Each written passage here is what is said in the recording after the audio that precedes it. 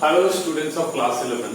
আমরা লাস্ট দুটো ভিডিওতে একমাত্রিক গতি অধ্যায়, যেটা তোমাদের ইউনিট 2 ফার্স্ট চ্যাপ্টার, সেটা নিয়ে আলোচনা শুরু করেছি।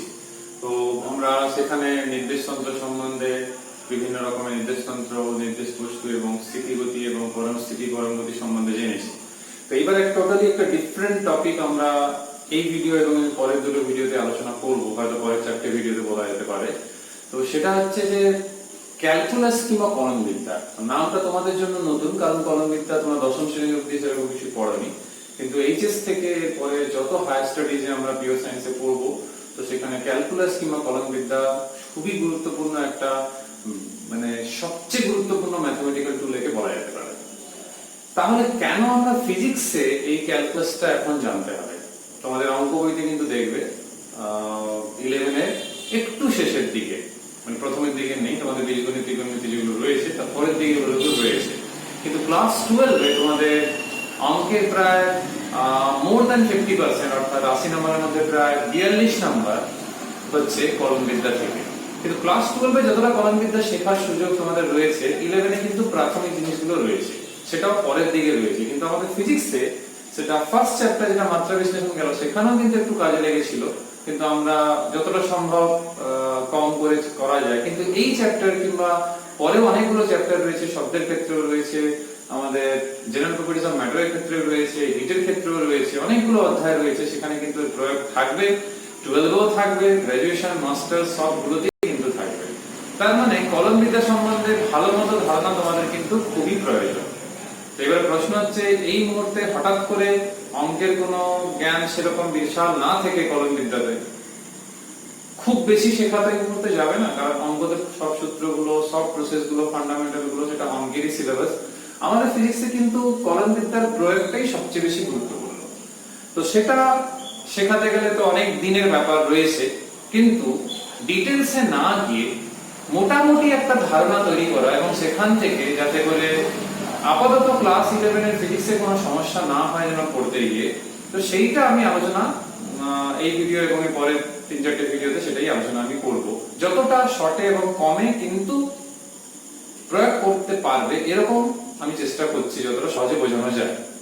তো প্রথমেই আসি, এই যে শব্দ রয়েছে ক্যালকুলাস, তো এইটা অ্যাকচুয়ালি ল্যাটিন ভাষা থেকেই এসেছে, গ্রিক ভাষা থেকে নয়, ল্যাটিন ভাষা থেকে এসেছে। তো সেই ল্যাটিন ভাষা থেকে যে ক্যালকুলাস শব্দটা এসেছে, এটা অ্যাকচুয়ালি কি না, গোনার জন্য আগে যে কিছু পাথর ব্যবহার করা হতো সেটাই কিন্তু নাম হচ্ছে ক্যালকুলাস। ওই জন্য বলা হয় যে এই শব্দটার অ্যাকচুয়ালি যে উৎপত্তি, সেটা হচ্ছে এই পিবল থেকে কিংবা পিবলস থেকে উৎপত্তি। অর্থাৎ গোনার জন্য যে পাথর ইউজ করা হয়, সে অ্যাবাকাসের ক্ষেত্রে ইউজ হয়েছিল এরকম, কিংবা গণনার যে বোর্ডগুলো রয়েছে সেই বোর্ডগুলোর ক্ষেত্রে যে ইউজ, সেটাই। তার মানে ল্যাটিন ভাষায় এই গণনার যে প্রতিশব্দ, সেটাই হচ্ছে কিন্তু ক্যালকুলাস। তো এর আবিষ্কারকের নাম যদি বলা হয়, যেহেতু গণিতের একটা খুব গুরুত্বপূর্ণ শাখা, যেরকম বীজগণিত রয়েছে, পাটিগণিত রয়েছে, ত্রিকোণমিতি রয়েছে, তো ওগুলো থেকেও বেশি গুরুত্বপূর্ণ বলা যেতে পারে আধুনিক ফিজিক্সে, শুধু নয় অঙ্কের ক্ষেত্রেও তাই খুব গুরুত্বপূর্ণ হয়। কিন্তু কখন বেশি গুরুত্বপূর্ণ হয়ে ওঠে, তো সেটা নিয়ে আমরা আলোচনা করব ব্রিফলি।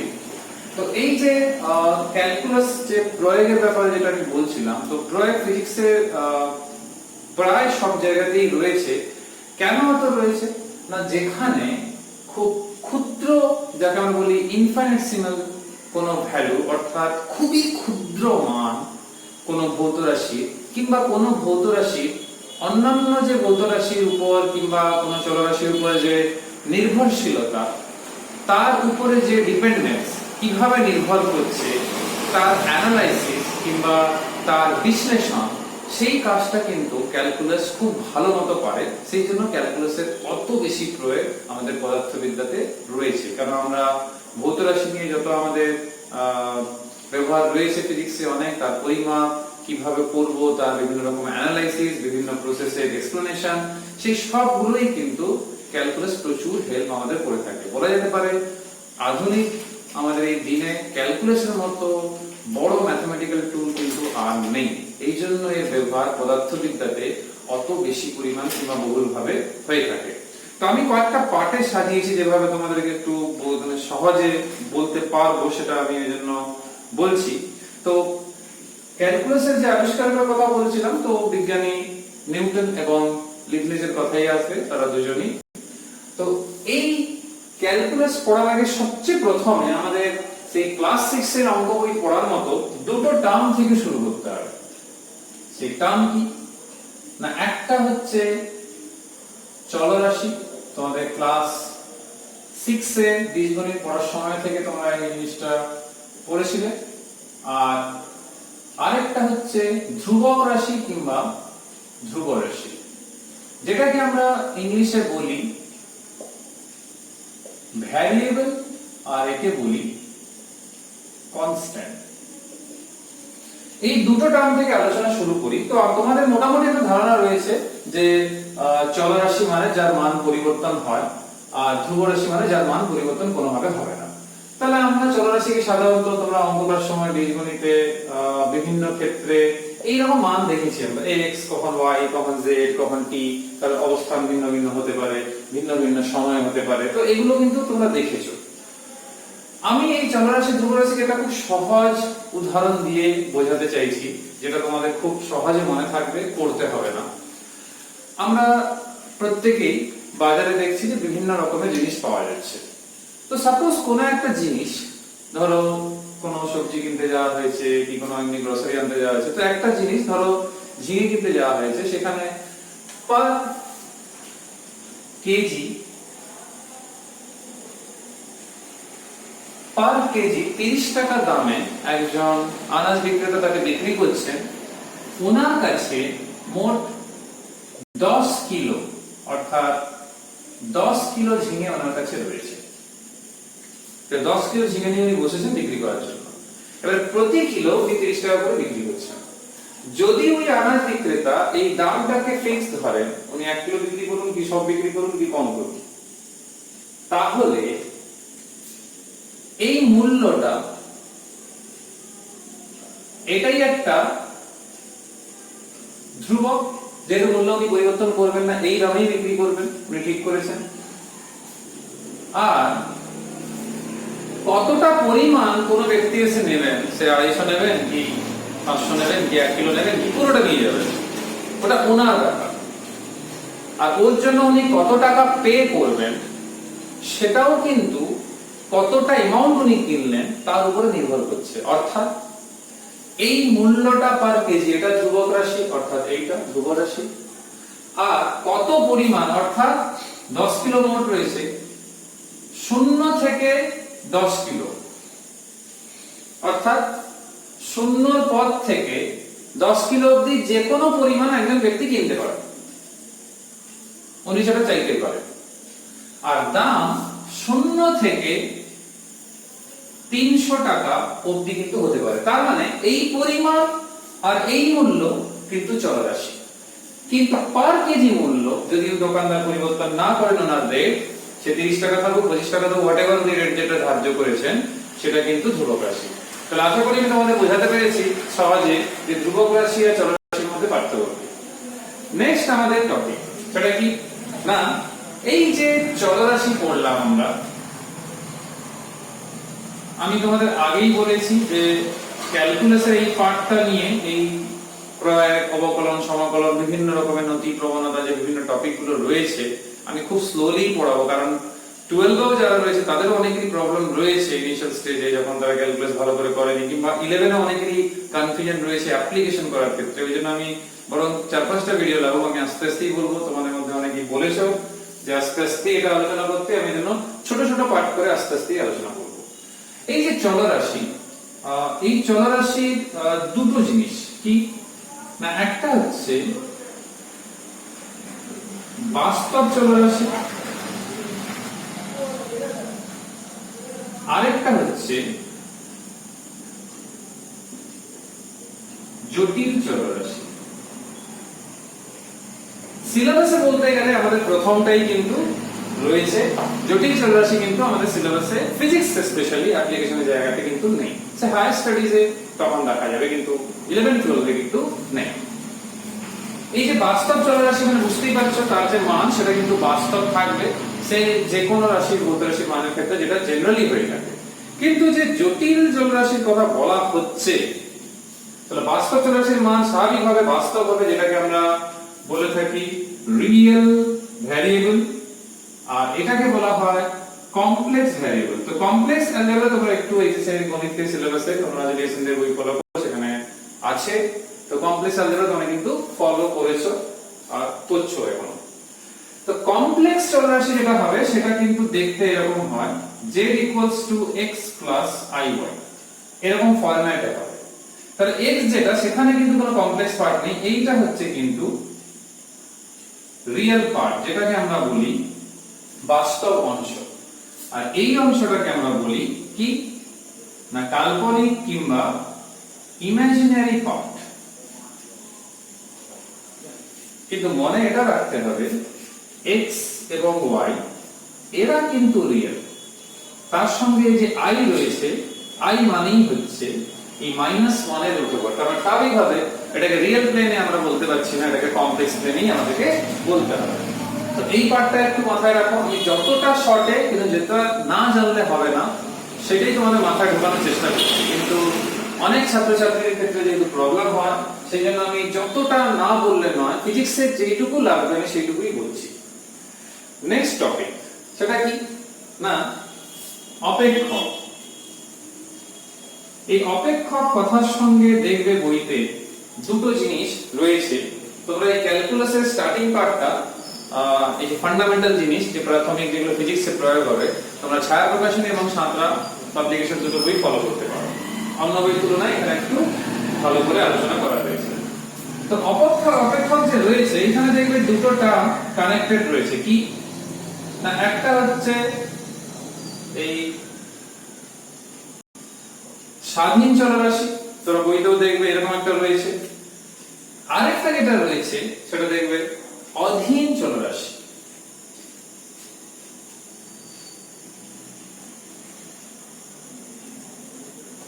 তো নাম থেকেই বুঝতে পারছো যে অপেক্ষককে আমরা ইংলিশে বলি ফাংশন,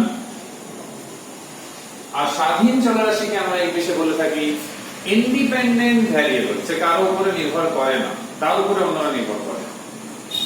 আর অধীন চলরাশিকে আমরা ইংলিশে বলি ডিপেন্ডেন্ট ভ্যারিয়েবল। ইংলিশ টার্মগুলোই আমাদের জন্য গুরুত্বপূর্ণ হবে, কারণ ম্যাথের ক্ষেত্রে, ফিজিক্সের ক্ষেত্রে ইংলিশ টার্মটাই সুবিধাজনক, কারণ হায়ার স্টাডিজে আমরা সেটা ফলো করতে পারবো।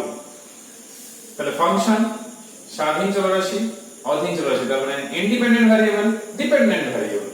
তো এটা সম্বন্ধে আমরা একটু আলোচনা করে নিই। দেখো, অপেক্ষক মানে কিনা ফাংশন বলি। তো ফাংশনের মূল ব্যাপার যেটা হচ্ছে, ফাংশন মানে কোন একটা রাশিমালা হয়তো আমি লিখলাম, একটা ছোট্ট উদাহরণ দিচ্ছি। ধরো লিখলাম y = 2x³ + 4x² + 5x + 2, এরকম একটা অ্যালজেব্রিক ইকুয়েশন রয়েছে। এরকম ধরো অনেকগুলো করেছো। এইখানে দেখো y কিন্তু x এর উপরে নির্ভরশীল, 2 তো ধ্রুবক, এই 5 ও ধ্রুবক, এই 4 ও ধ্রুবক, এই 2 ও ধ্রুবক। তো চলরাশি কোনটা? x। একে আমরা এইভাবে লিখি f লিখে x।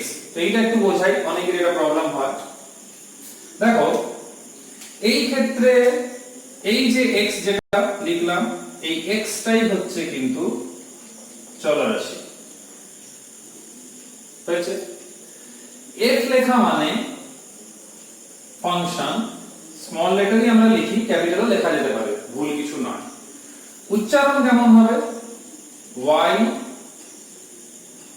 is a function of x, তার মানে y x এর একটি ফাংশন। এই যে দেখছি আমরা y is a function of x, যদি y এর জায়গায় z থাকে তখন z হবে, যদি x এর জায়গায় y থাকে y হবে। অর্থাৎ আমি y লিখেছি মানে যে y হবে সব সময়, তার কোনো মানে নেই, সে যে কোনো চলরাশি হতে পারে। এবার আসা যাক যেটা আমি হেডিং দিয়েছিলাম, অর্থাৎ স্বাধীন চলরাশি এবং অধীন চলরাশি। দেখতেই পাচ্ছ x এর ভিন্ন ভিন্ন মানের জন্য y এর ভিন্ন ভিন্ন মান হবে। তার মানে হচ্ছে y কিন্তু x এর উপর নির্ভরশীল, x এর মান চেঞ্জ, y এর মান চেঞ্জ। যদি আমি x = 1 বসাই তখন y এর একটা মান পাবো, কিন্তু x = 2 বসাই তখন y এর অন্য মান পাবো। তার মানে y কিন্তু x এর উপর নির্ভরশীল। তাহলে আমাদের এই সমীকরণে x হচ্ছে স্বাধীন চলরাশি আর অধীন চলরাশি হচ্ছে কিন্তু y। এবার তোমাদের কাছে যেরকম সমীকরণ থাকবে সেরকম তোমরা বলতে পারো। এটা বোঝার জন্য, তোমাদের পরীক্ষাতে আর এরকম কেউ জিজ্ঞেস করছে না, অন্তত ফিজিক্স পরীক্ষায় তোমরা বোঝার জন্য, যাতে করে তোমরা অবকলন করার সমাকলন করার সময় সুবিধা হবে। এইবার আসি যেটা প্রথমে লিখেছি অপেক্ষক। তাহলে অপেক্ষক মানে হচ্ছে কি না, সে এরকম কোন একটা সমীকরণ হবে, কিন্তু এই যে চলরাশি রয়েছে, যেটা স্বাধীন চলরাশি, তার একটা নির্দিষ্ট মানের জন্য এর মান যেন একটা হয়। যেমন ধরো এই ক্ষেত্রে যদি x এর একটা মান বসাই 1, y এর কিন্তু একটাই মান পাওয়া যাবে, 5 রকমের মান পাওয়া যাবে না।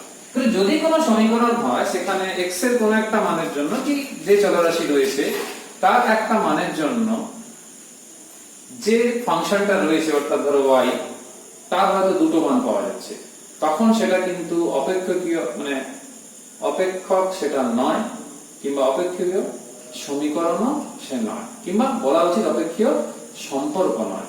যেরকম ধরো এইটা আমি এখান থেকে লিখছি, দেখে তো মনে হচ্ছে এটা বীজগণিতিক সম্পর্ক, কিন্তু এটা কিন্তু ফাংশন নয়, এটা কিন্তু অপেক্ষক নয়। কেন?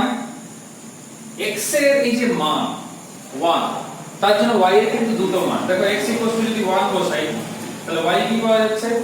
+1 এবং -1। তাহলে এটা কিন্তু অপেক্ষক নয়, বরং বলা উচিত এরা দুটো অপেক্ষকের কম্বিনেশন। এখানে মাইনাস লেখা হয়ে গেছে, সরি। দুটো অপেক্ষকের কিন্তু কম্বিনেশন। তো এটা একটু তোমাদেরকে মাথায় রাখতে হবে।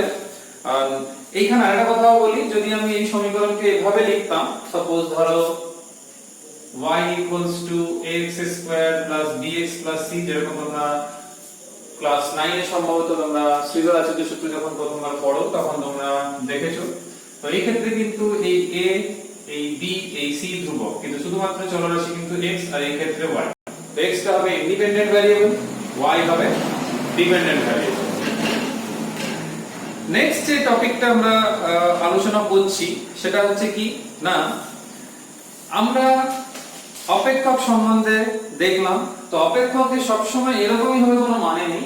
যদি কোনো অপেক্ষক গুণ আকারে, কিংবা ধরো সাপোজ আমি একটু ছোট উদাহরণ দিই, ধরো ভাগ আকারে এরকম কোনো অপেক্ষক আছে, তো এটাও কিন্তু অপেক্ষক। যে ভাগ আকারে আছে বলে হবে না তা নয়, কিংবা প্লাসের জায়গায় মাইনাস আছে তা হবে না, সব কিন্তু হবে। কিন্তু এই একটাই শর্ত, যে যে চলরাশিটা রয়েছে এই ক্ষেত্রে যেটা দেখতে পাচ্ছি আমরা, তার একটা মানের জন্য বাম পক্ষে যে রয়েছে তার জন্য একটাই মান পাওয়া যায়, এটা যেন মাথায় থাকে, না হলে কিন্তু অপেক্ষকীয় সম্পর্ক সেটা হবে না। এইবারে যেটা আমরা আলোচনা করব, আমরা নেক্সট ভিডিওতে প্রবণতা নিয়ে আলোচনা করব, কারণ এটা ফিজিক্সে খুব ইমপ্যাক্ট রয়েছে, ওর উপরে আমাদের অনেকগুলো প্রয়োগ রয়েছে ভিন্ন ভিন্ন চ্যাপ্টারে, তো সেটা আমরা নেক্সট ভিডিওর জন্য রাখছি। তো আর দু একটা ছোট টপিক আমরা এই ভিডিওতে কভার করি, সেটা হচ্ছে পরিবর্তনের হার।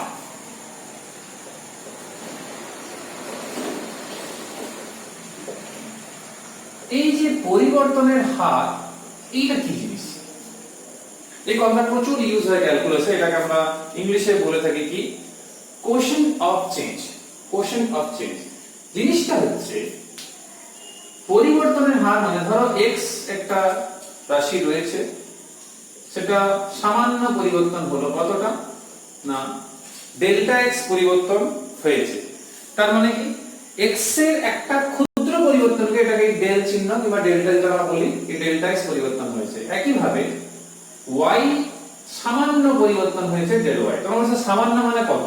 খুবই কম। ধরো আমি যদি 0 কে ধরি স্টার্টিং, আমার হয়তো 0.001, হয়তো মাইনাসও হতে পারে, সেটা -0.001, -0.0001, তো সেটা যে কোনো হতে পারে, কিন্তু ক্ষুদ্র। তখন যদি কেউ এরকম লেখে এই যে del y by del x, কিন্তু আমি আবার বলবো এইটা কিন্তু জরুরি নয় যে del y by del x ই লেখা হবে, কিংবা সব সময় যে xy ব্যবহার হবে, সে z হতে পারে, t হতে পারে, অন্য যে কোনো রাশি হতে পারে। আমরা পরে এই অধ্যায়ের পরের দিকে দেখবো এরকম গতিবেগ v হতে পারে, ত্বরণ আছে, সরণ আছে, কত কিছু রয়েছে। তাহলে আমার বলা কথা হচ্ছে আমি xy জাস্ট একটা ফর एग्जांपल নেওয়া, এটা কোনো বাধ্যতামূলক নয়। আমি del x by del y ও নিতে পারি, কিন্তু যেটা নিচে আছে তার পরিবর্তন, কার পরিবর্তন নিচ্ছি না, যে উপরে আছে তার মানে এই জিনিসটাকে আমরা বলতে পারি যে রেট অফ, এই ভাষাটা এরকমই, rate of change of y with respect to x, এই ভাষাটা আমরা কিন্তু বলে থাকি। x এর সাপেক্ষে y এর পরিবর্তনের হার কি করে, না দেখো x নিচে আছে তাহলে তার সাপেক্ষে কার পরিবর্তন, না উপরে যে আছে তাহলে y, এটা এর জন্য। কিন্তু এর ক্ষেত্রে কি লিখবো, না এর ক্ষেত্রে লিখবো rate of change of x with respect to y, তো যেরকম লেখা ভাষাটা ওরকমই চেঞ্জ হবে, তো সেন্টেন্সটা এরকমই থাকবে। আর যদি বাংলায় লেখো, কিন্তু আমি বলবো ইংলিশই, কারণ অঙ্কতেও করতে হবে, বাংলা হলে যে x এর পরিবর্তন y এর সাপেক্ষে, কিংবা এটা পরিবর্তন শুধু বলাটা ভুল হবে, এটা রেট অফ চেঞ্জ হয়, তাহলে বলতে হবে x এর পরিবর্তনের হার y এর সাপেক্ষে, কিংবা y এর পরিবর্তনের হার x এর সাপেক্ষে। তো এটা একটু মাথায় রাখতে হবে। নেক্সট এটা খুবই ইন্টারেস্টিং এবং অনেক ক্ষেত্রে কনফিউজিং, সেটা হচ্ছে আমাদের লিমিটিং ভ্যালু কিংবা সীমাস্থ মান। এই সীমাস্থ মান সম্বন্ধে আমরা একটু জেনে নেব। এটা অনেক সময় প্রবলেম করে থাকে স্টুডেন্টদের, স্পেশালি আমাদের শিখে গেলে তার তো প্রবলেম নেই, কিন্তু ইনিশিয়াল স্টেজের মাধ্যমিকের পরে 11 উঠে কিন্তু একটু প্রবলেম হয়। আমাদের বিশাল কিছু লাগবে তা না, কারণ অঙ্কের সিলেবাস তোমাদের পরের দিকে রয়েছে, 11এই রয়েছে, কিন্তু আমরা আপাতত অ্যাপ্লিকেশন জায়গাটা যেটা আমরা ফিজিক্সের জন্য মোটামুটি অ্যাপ্লাই করতে পারি সেইটুকু শিখলেই হবে। লিমিটিং ভ্যালু আমাদের দেখবে কিছু হয়তো এরকম লেখা থাকলো যে if x tends to x0, অর্থাৎ এই টেন্স কথাটা কিন্তু লিমিটিং ভ্যালুর ক্ষেত্রে লাগে, অর্থাৎ সীমাস্থ মান জানতে চাইছে। তো আমাদের এর মানেটা কি, এটা বোঝাতে গেলে সহজ ভাষায় বলি, y সমান 2x স্কয়ার প্লাস 4x একটা সমীকরণ আছে, সাপোজ ধরে নাও x এর মান হয়তো 1.99, তার মানে কি x এর মান 1.99 এ আমি y এর মান জানতে চাইছি। এবার এই যে মানটা জানতে চাইছি, তো এই মানটা বসালে আমি y এর যে মানটা পাবো, কিন্তু বলা হলো x tends to 2, এই ক্ষেত্রে x tends to 2 মানে হচ্ছে x এর মান কিন্তু 2 নয়, এটা 2 এর কাছাকাছি, অর্থাৎ x এর মান 2 নয়, 2 এর কাছাকাছি। কাছাকাছি মানে 2 কিন্তু নয়। 1.99 টা জাস্ট ফর एग्जांपल বলছি, কিন্তু এটা 2 নয়, কিন্তু গাণিতিকভাবে 1.99 থেকে 2 এর মধ্যে ডিসটেন্স কিন্তু অনেকটাই হিউজ ডিসটেন্স, ইনফিনিটি ডিসটেন্স। তো এরকম দেওয়া মানে সেখান থেকে মান বসিয়ে আমরা সীমাস্থ মান বের করছি, একটা অ্যাপ্রক্সিমেট ভ্যালু বের করছি, তাকে আমরা বলে থাকি ওই লিমিট ভ্যালু, ওকে বলা হয় লিমিটিং ভ্যালু। কি রকম উচ্চারণ করা হয়, যেরকম এখানে বললাম x tends to 2, একই ভাবে আমি যদি বলি x tends to x0, লেখা হয় এরকম, সাপোজ আমি বলি আইদার লেখা হয় এরকম, কিংবা LIM মানে লিমিট, কিংবা শুধু LT লিখলেও হবে, যেটা খুশি লিখতে পারো, এটা কিংবা ওইটা। ছোট্ট একটা উদাহরণ দিই, ধরো লিমিট x tends to 2, এখানে একটা ফাংশন এরকম রয়েছে অপেক্ষক, আর এখানে সাপোজ এরকম একটা ফাংশন রয়েছে। এবার বলা হয়েছে সীমাস্থ মান নির্ণয় করতে। তো নির্ণয় করতে গিয়ে আমরা দেখতেই পাচ্ছি এখানে সরলীকরণ করলে এরকম আসছে। তো এরকম আমরা ভ্যালু নিয়ে এলাম, তো ভ্যালু যখন নিয়ে আসছি তখন আমরা কি পেলাম, x + 2। কিন্তু আমি আগেই বলেছি x সমান 2 কিন্তু নয়, কিন্তু 2 এর মান যেহেতু 2 এর ক্লোজ, আমরা 2 মানটা বসালে কত পাচ্ছি, 2 + 2 4। তার মানে এই 4টা হচ্ছে এই গিভেন ফাংশনের লিমিটিং ভ্যালু কিংবা সীমাস্থ মান। এইটা আমাদের একটু মাথায় রাখতে হবে। আশা করি বুঝতে পেরেছো। নেক্সট টপিক সেটা হচ্ছে কি না অবকলন সহগ। আচ্ছা, এই অবকলন সহগ যে কথাটা বলা হচ্ছে, অবকলন সহগ, একে আমরা ইংলিশে বলে থাকি ডিফারেন্সিয়াল কোএফিসিয়েন্ট, কারণ অবকলন মানে হচ্ছে ডিফারেন্সিয়েশন, তার সহগ মানে ডিফারেন্সিয়াল কোএফিসিয়েন্ট। তো এটা মানে কি, এখনই আমি তোমাদের এইটা লিখেছিলাম, অর্থাৎ del y by del x, অর্থাৎ এই যে del y by del x আমি লিখলাম, এর যদি সীমাস্থ মান আমরা বের করি কখন না, যখন এই যে ডেল্টা x টা নিচে লিখলাম আমি ডেল্টা x, এই ডেল্টা x এর মান যখন টেন্ডস টু 0 হবে, অর্থাৎ ডেল্টা x টা খুব ক্ষুদ্র, শূন্য নয় খুব ক্ষুদ্র, তখন যে মানটা হবে, তার মানে এই যে পরিবর্তনের হার তার যদি সীমাস্থ মান নেওয়া হয়, যার সাপেক্ষে নেওয়া হয়েছে তার মান যদি 0 ক্লোজ হয়, 0 নয়, কিন্তু তোমরা বইতেও দেখতে পারো এই কথাটাই কিন্তু লেখা যে কখন না সীমাস্থ মান, অর্থাৎ নিচে যা কে নিয়েছি অর্থাৎ x কে নিয়েছি এই ক্ষেত্রে, তাহলে x এর পরিবর্তন শূন্যের কাছাকাছি যেন হয়, তখন যে সীমাস্থ মান পাওয়া যাবে, তখন এই ডেল কথা না লিখে আমরা লিখি dy বাই dx। এটাই হয়, এটাকে বলা হয় কি না অবকলন। কার অবকলন? y এর অবকলন x এর সাপেক্ষে। এই d টা আসছে ডেল এর বদলে, যেহেতু লিমিটটা তুলে নেওয়া হচ্ছে, এই d লিখে দেওয়া মানে লিমিটিং ভ্যালু কিংবা সীমাস্থ মান নিয়ে নেওয়া হয়েছে। যেহেতু একবার করা হয়েছে, এই জন্য হচ্ছে এটা প্রথম ক্রমের অবকলন, আমরা ইংলিশে বলি ফার্স্ট অর্ডার ডেরিভেটিভ কিংবা ফার্স্ট অর্ডার ডিফারেন্সিয়েশন। তো এটা একটু জানতে হবে। তাহলে এবারে ডিফারেন্সিয়েশন মানে কি না, সহজ ভাষায় বলা হচ্ছে কোনো ফাংশন কিংবা কোনো কিছুকে ভাঙা, আর গড়া মানে হচ্ছে সমাকলন চলতি ভাষায়।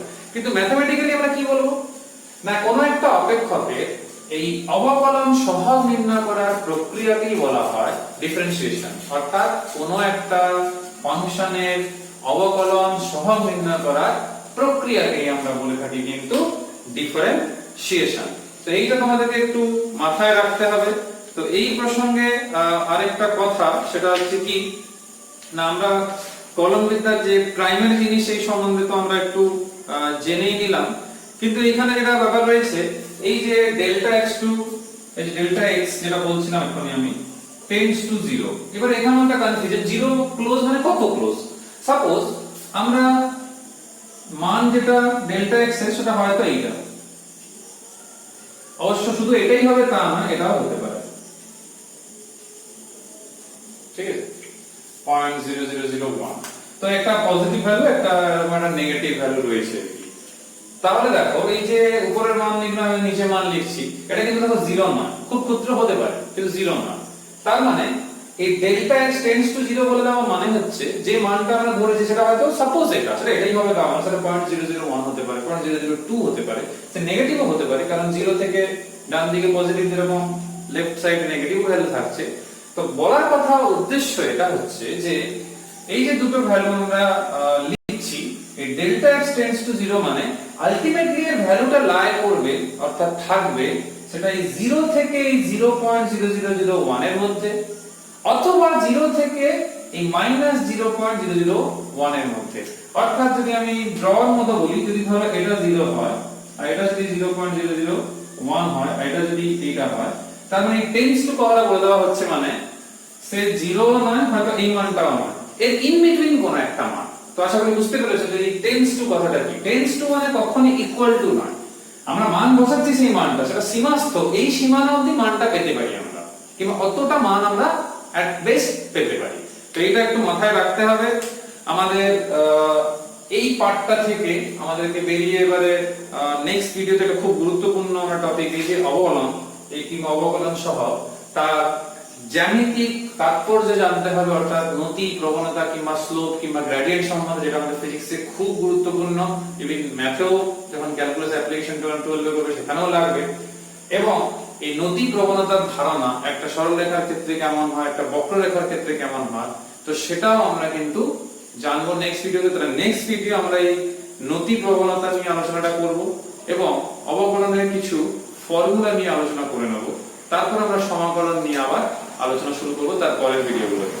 তো এই ভিডিওতে এই অবধি, সবাই সুস্থ থাকবে, সাবধানে থাকবে। তোমরা বুঝতে পেরেছো কিনা আমাকে বলবে, কোনো রকম সমস্যা থাকলে বুঝতে কমেন্ট করে জানাবে। আমরা নেক্সট ভিডিওতে প্রবণতা কিংবা স্লোপিং নিয়ে, স্লোপ যেটা সেটা নিয়ে আলোচনা করব। পরের ভিডিওতে দেখা হচ্ছে, তাহলে টিল দেন বাই।